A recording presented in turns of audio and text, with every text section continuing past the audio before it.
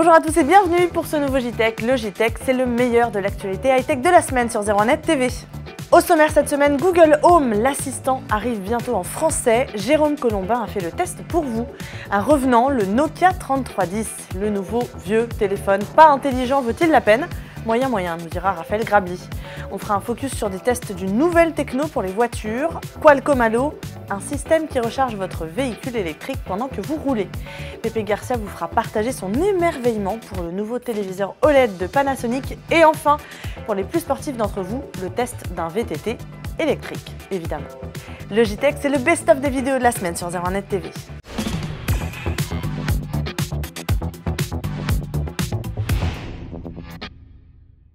Google Home, l'assistant de Google, est distribué déjà depuis quelques mois aux États-Unis et une date a été annoncée pour la France, en tout cas une période, ce sera cet été. Du coup, Jérôme Colombin a voulu faire le test dans sa version anglaise, mais pour vous montrer un petit peu ce qu'il a dans le ventre. C'est parti. Alors pour que ça fonctionne, ce Google Home, il faut tout d'abord l'associer à un compte Google, c'est logique. Un seul compte d'ailleurs, ce qui peut poser problème quand il y a plusieurs utilisateurs dans une même famille. Ensuite, on va paramétrer le système via l'application mobile. Quant à l'appareil lui-même, elle est réduite à sa plus simple expression, un seul bouton à l'arrière pour éventuellement couper le micro espion, et puis sur le dessus, des petites lumières pour indiquer qu'il comprend bien nos messages, et une surface tactile qui permet notamment de baisser ou de monter le volume. Bon, un assistant vocal, l'intérêt c'est qu'on peut lui demander des informations pratiques. Ok Google, how is the weather today in Paris, France? In Paris today, it'll be partly cloudy, with a forecasted high of 26 and a low of 14. Right now it's 26 and sunny. Okay Google, where can I find a sushi restaurant? I found a few places within 6.9 kilometers. The first one is Côté Sushi Marceau at 23 Avenue Marceau in Paris. The second one is Sushi Shop at 3 Avenue de Villiers in Paris. The third one is Yoki Sushi Restaurant. Okay. Thank you. Bon, et en plus là, il ne me propose pas forcément les magasins de sushi les plus proches de la maison. Évidemment, un assistant vocal, c'est un parfait secrétaire. Ok Google, what's my next meeting? Your next meeting is called Rendez-vous avec François Sorel and is today at 6 p.m. Google Home, c'est aussi une plateforme de divertissement puisqu'on peut piloter le Chromecast de Google pour afficher sur un téléviseur toutes sortes de contenus. Ok Google, show my photo from Las Vegas on TV.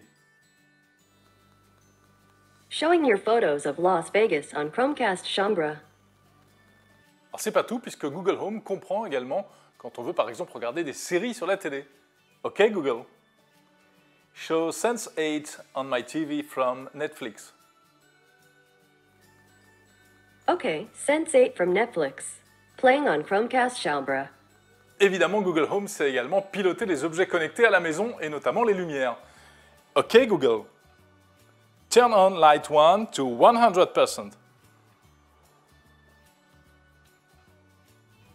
Sure, setting the light 1 brightness to 100%.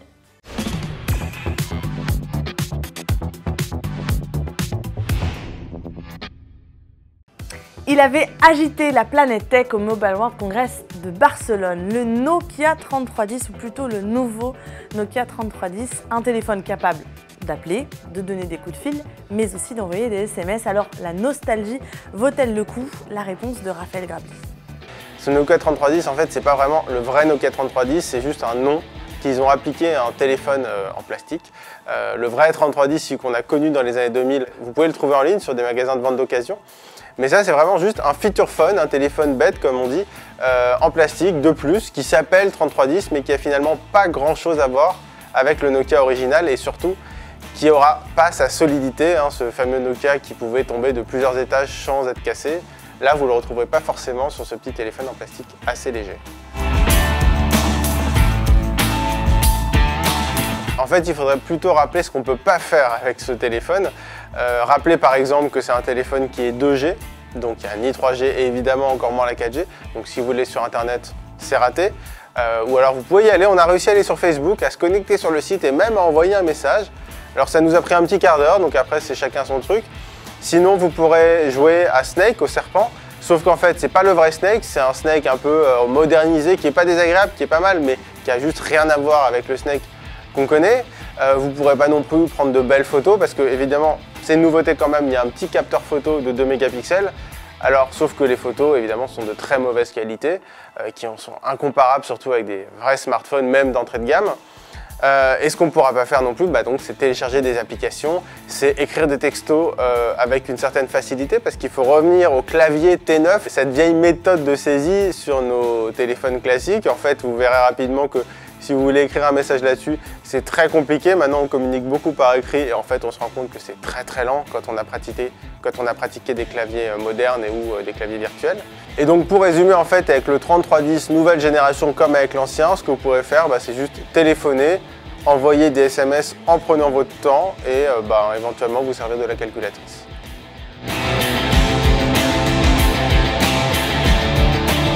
Sur l'original, on pouvait tenir une semaine en veille, on pouvait le recharger de temps en temps, ça devenait presque anecdotique. Là, Nokia parle de 22 heures d'autonomie en communication. Oui, ça va tenir assez longtemps, sauf que même les smartphones actuels, les bons, ils font déjà 22 heures d'autonomie en communication. Donc finalement, ça ne va pas vous avancer à grand chose, si ce n'est qu'évidemment, l'écran consomme beaucoup moins. Après, comme c'est un téléphone sur lequel vous pouvez juste téléphoner, il faut vous poser la question simplement de savoir est-ce que vous avez besoin d'un téléphone pour téléphoner pendant 22 heures et de ne rien faire d'autre. L'autonomie, oui, mais pour faire quoi, après, ça dépend.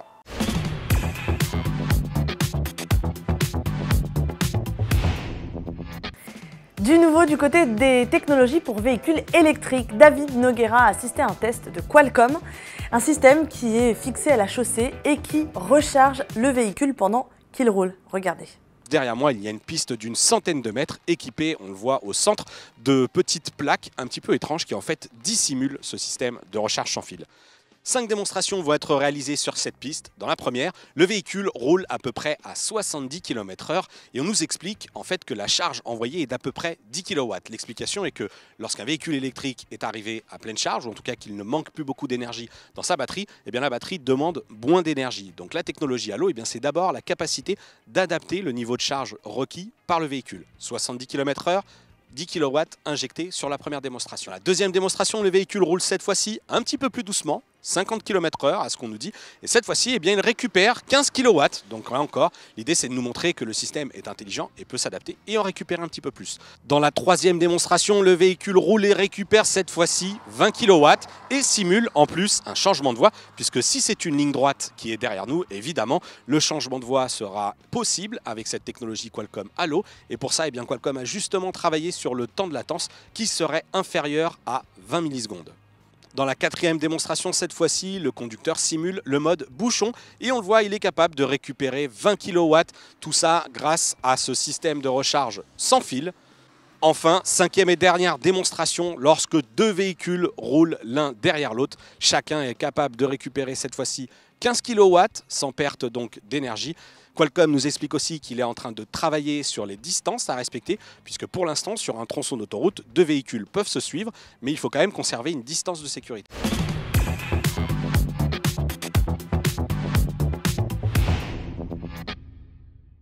Il est très beau et il est présenté par Panasonic, un nouveau téléviseur OLED.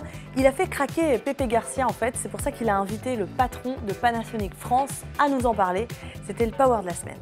Je pense qu'il faut comparer la télévision à l'automobile. Donc, à partir d'une plateforme, derrière, vous avez un moteur, une boîte de vitesse qui fait la qualité d'un produit.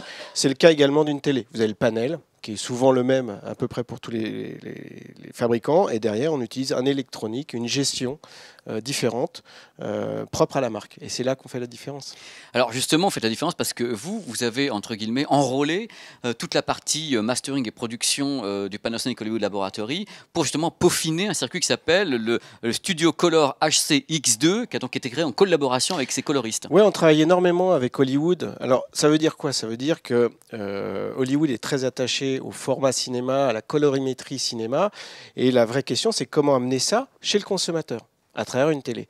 Donc on passe par un mastering au laboratoire d'Hollywood Panasonic et on travaille avec des spécialistes. Mike Sowa, je crois que vous l'avez rencontré à Hollywood, travaille sur justement avoir cette image que vous retrouvez, cette atmosphère cinéma sur nos téléviseurs. Alors justement, Eric, on parle du Panasonic Hollywood Laboratory, un truc super pro où on travaille l'image, la colorimétrie, le contraste, tout ça, l'étalonnage. Est-ce que tout ça, c'est pas un peu too much par rapport à ce qu'on veut vendre au grand public? On a un produit qui est ici, classique et du secteur pro carrément qu'on balance dans le grand public? Est-ce qu'on va pas trop loin? Alors souvent, le consommateur qui est un expert, qui est un fan de cinéma, réagit autrement, justement, se dit, tiens, il y a des très très beaux produits en pro et j'y ai pas accès.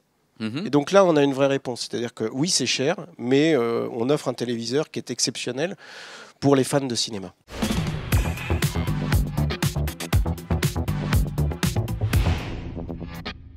Et pour terminer ce JTech, un petit test de produit idéal pour le week-end et notamment pour ceux qui aiment se balader en vélo. C'est un test de VTT électrique. Alors à quoi ça sert? Réponse de David Noguera. Nous qui ne sommes pas des grands sportifs, on voit plein de raisons d'acheter un vélo électrique. D'abord, parce que justement, cette assistance électrique, elle vous permet de lever toutes les barrières physiques.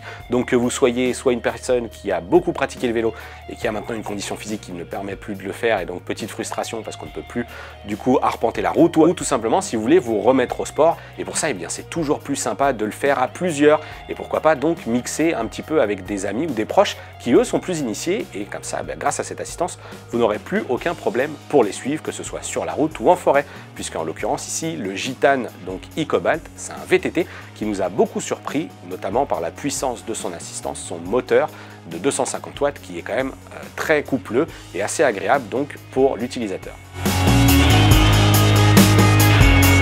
L'un des points forts de ce e-Cobalt, donc de Gitane, c'est justement sa qualité de l'équipement, ses accessoires.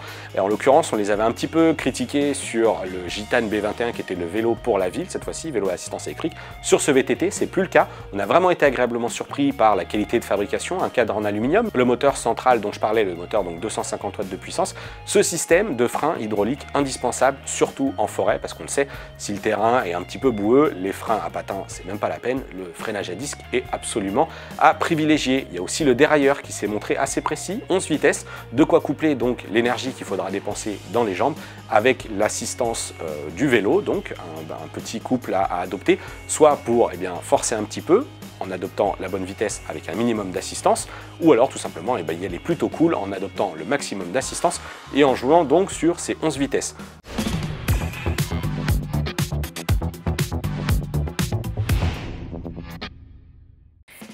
Et c'est ainsi que se termine ce JTech. Merci beaucoup de l'avoir suivi. Vous pouvez, comme chaque semaine, commenter, partager cette vidéo autant que vous le souhaitez. Quant à moi, je vous souhaite un très bon week-end. À la semaine prochaine.